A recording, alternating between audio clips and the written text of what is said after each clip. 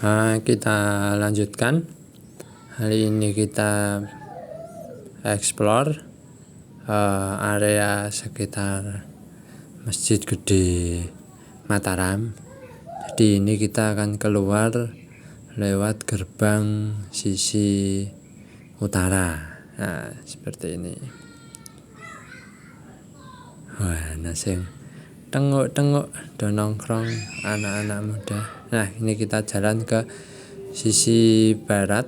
Tembok-tembok masjidnya sangat cantik sekali.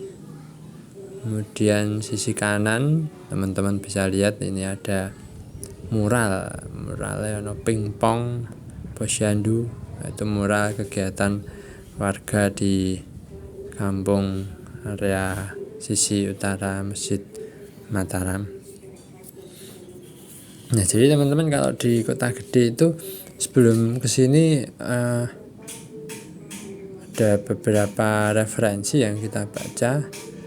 Yang pertama ada toponim Kota Gede, jadi buku itu menjelaskan tentang asal-muasal nama tempat.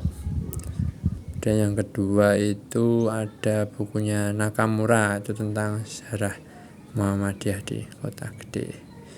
Nah, ini kita sampai di salah satu situs. Ini tidak banyak orang yang tahu.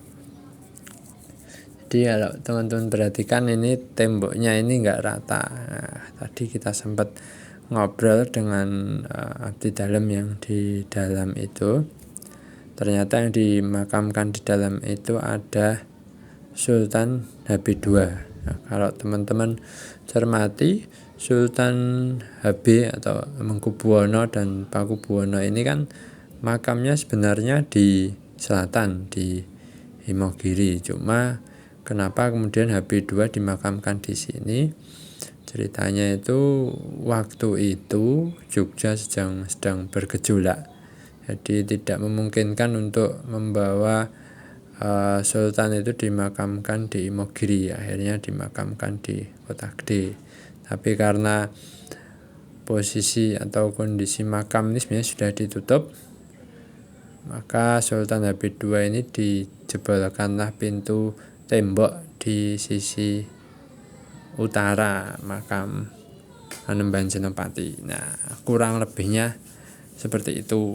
Nah, mungkin kalau teman-teman ada informasi yang lebih valid, monggo bisa tulis di komen. Nah, ini kita jalan lagi. Nah, ini nek di Kota Gede suasananya gitu. Jadi ono suara manuk, suara pitik itu masih terdengar. Kurang tahu nanti kalau di video apakah muncul. Soalnya ini mic-nya kurang oke. Yo, maaf saja. Nah, ini ada angkringan. Saja enak bengi ngangkring di sini. Sahdu iki, lingguan kloso nang benteng-benteng ini ki. Mungkin malam. Kali ini kan biasanya kan angkringan sore, malam, mungkin rame di sini. Besok kita cek lokasinya malam-malam.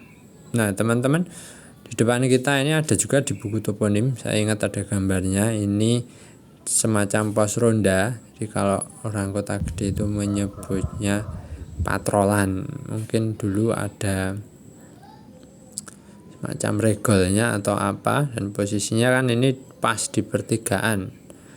Pertigaan ada yang jalan dari sisi timur, kemudian ada jalan dari sisi utara dan jalan dari sisi selatan. Fungsinya semacam fungsi keamanan, namanya patrolan. Nah, ini seperti itu. Nah, di sisi selatan ini megah, terlihat megah. Benteng tembok makam ini terlihat megah.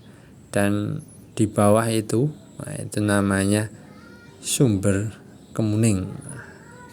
Sumber Kemuning ini kalau di buku toponim itu disebutkan sebagai salah satu sumber mata air di Kota Gede di awal-awal pemerintahan.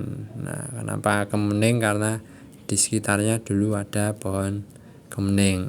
Nah, kita coba ngecek ngecek sekon dhuwur sik. Muga ora ana wong adus.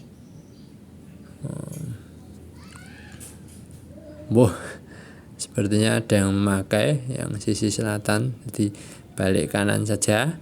Kita turun dari bawah langsung saja. Ra enak nek jebul adus. Oke, nah ini sumber Kemuning. Jadi ceritanya dulu ini salah satu sumber yang digunakan oleh warga, dan sampai sekarang sepertinya ini masih digunakan. Kita coba masuk untuk yang sisi putra, masih ada dupa. Kemudian kita cek dalamnya seperti apa. Ya meh pada seliran. Artinya ini ngetuk banyu, ada ikannya tapi relatif sedikit. Masih digunakan ini, masih digunakan. Kalau teman-teman mau merasakan sensasi mandi beratapkan awan, nah, silahkan bisa meluncur ke sumber Kemuning, atau kalau warga sini menyebutnya bermuning. Rasakan sensasi kesegaran dan kesilirannya. Mungkin setelah ini kita akan lanjut lagi jalan ke mana? Kita coba ke barat mungkin ya.